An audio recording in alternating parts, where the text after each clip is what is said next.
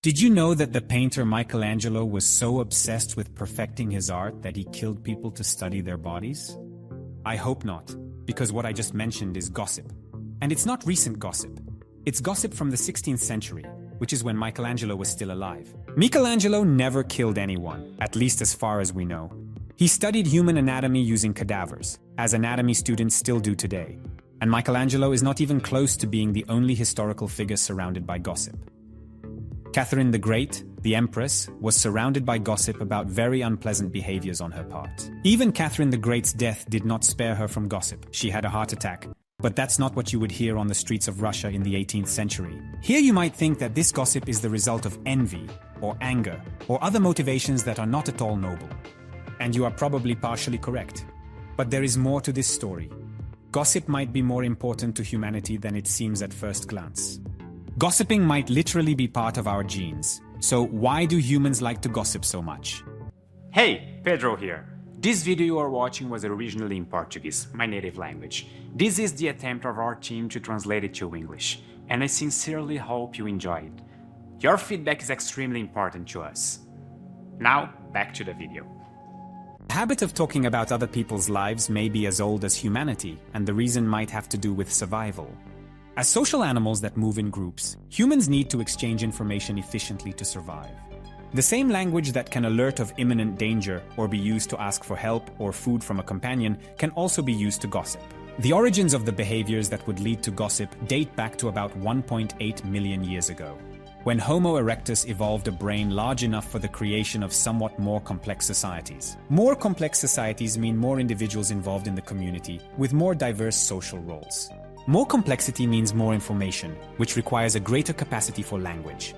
And consequently, developing a larger brain to be able to understand and communicate more information was an evolutionary advantage. It is possible that our brain and our communication ability evolved side by side to increase the survival capacity of human communities. An indication of this is the importance of the neocortex in communication, which is also one of the regions that appeared more recently in the brain. It is because of a large neocortex that we can write, create art, and tell stories in the best Homo sapiens sapiens style. Have you ever heard of grooming? Grooming is the practice of stroking the skin or fur and picking off ectoparasites. This is very common among various mammals, especially primates, such as the Barbary macaque.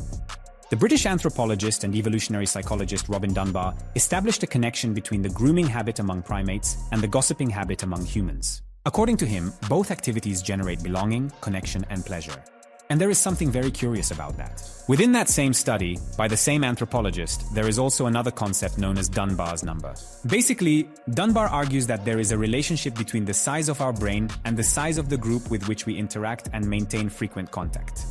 Thus, each of us would be able to know and relate to up to 150 people. In other words, having 1,000 followers on Instagram means nothing and your life is a lie. According to Dunbar, if a group has more than 150 members, it is unlikely to last long or be cohesive. In other words, your brain not only evolved to gossip and communicate, but there is also a mental limit to the number of relationships you can maintain. In the same vein, Dunbar argues that our closest social circle would consist of only 5 people, truly beloved ones, followed by successive layers of 15 good friends, 50 friends, 150 contacts, 500 acquaintances, and 1,500 people you might recognize at some point.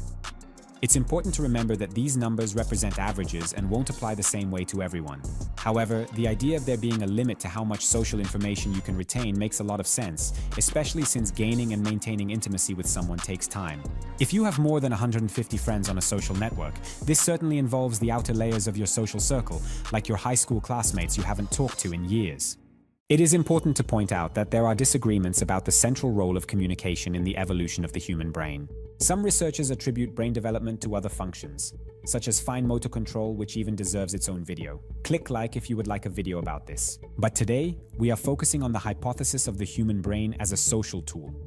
And it's not just the brain that affects society. The society you live in affects how you think. And that is precisely part of the function of gossip. It gives you the information you need to connect with society. For example, with the internet, the ways of socializing have gained a new dimension. Young people who grew up socializing on the internet may feel less need for physical proximity to build intimacy.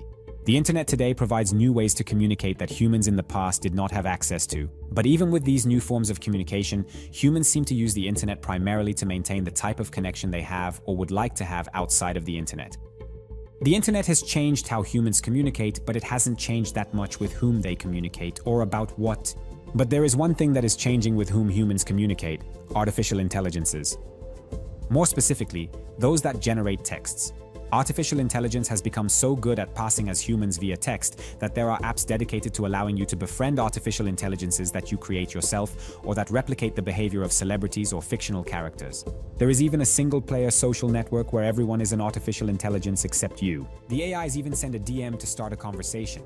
This is the first time in history that humans are seeking human connection outside of humans. The only constant is that humans are still seeking social connections, whether through gossip or online games. If gossip produces satisfaction in humans in a manner analogous to grooming in primates, then it is easy to understand why it happens so frequently, including on the internet. Humans have an innate desire for socialization, connection, and information. And gossip kind of fulfills all these desires. This study pointed out that gossip can even control anxiety and stress by raising levels of hormones like serotonin, which is known as the happiness hormone. It seems that gossip is such a part of human nature that we don't even notice it. There are radio and TV shows dedicated solely to gossiping. We all like stories, and gossip is nothing but a type of story closely connected to our context. It's not just an unpleasant habit of your neighbor. If our curiosity about other people was zero, we wouldn't be social animals. We would not be who we are. But that doesn't mean that gossiping only has positive sides. There are examples of gossip ruining lives, and they are not few.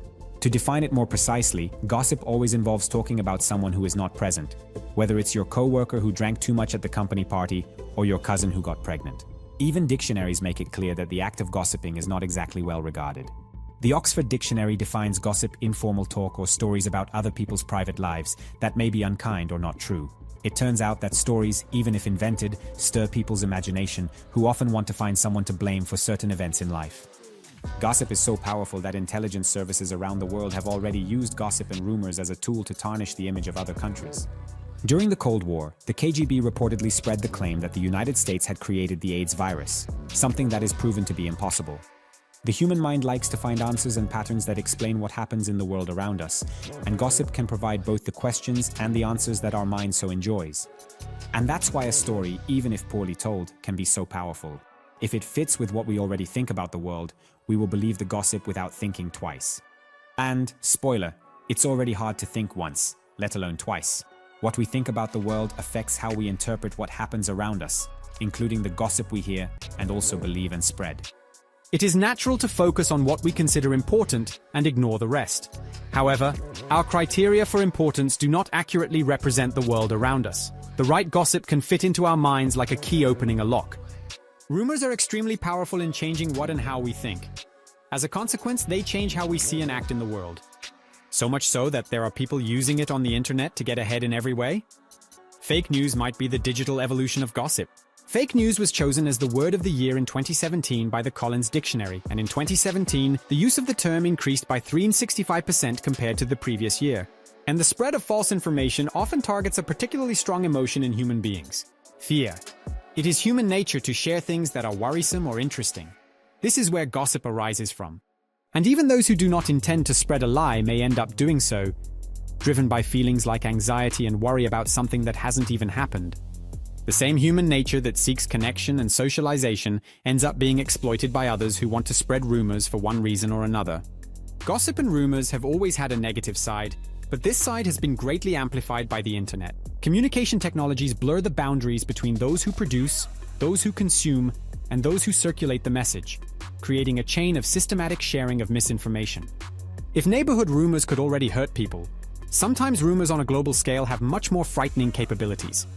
Gossip is something so powerful that it is a weapon of intelligence services, and now, with the internet and artificial intelligences capable of generating realistic texts, fabricating gossip is easier than ever. You no longer even need people to spread the gossip you want to spread. Just use bots to operate thousands of fake profiles on social networks. In fact, social networks are already having to deal with the fact that there are bots posing as humans to replicate this gossip. In the book General Treatise on Gossip, an analysis of human distrust, Brazilian psychiatrist José Angelo Galarza conducted a sociological, philosophical, and psychological analysis of gossip. He states that when we talk about someone, We project onto that person an expectation that resides within us. On some level, the way we perceive the world reflects the kinds of stories, myths, and gossip we carry within us. Stories and gossip change humans, and humans change the world. So, gossip kind of changes the world. And now we are facing a new challenge: gossip artificially created, using artificial intelligence to convince people of this gossip. One of the main reasons why people believe in rumors on the internet is because they believe that the rumor came from another human. Another human with concerns and a worldview similar to hers. We are made to trust each other's concerns. And on the internet, the natural curiosity and concern of human beings are being exploited. And this is truly worrying. Wrong gossip can end up hurting someone even without you intending to. It's worth thinking twice before spreading gossip, especially information that you only saw on the internet. It is said that Socrates, the philosopher, recommended a technique to apply when we think about gossiping. There are 3 questions. Is the subject true? Is it good for someone? Is it useful in any way? I believe that the story I told you today was true, good, and useful. Thank you very much, and see you next time.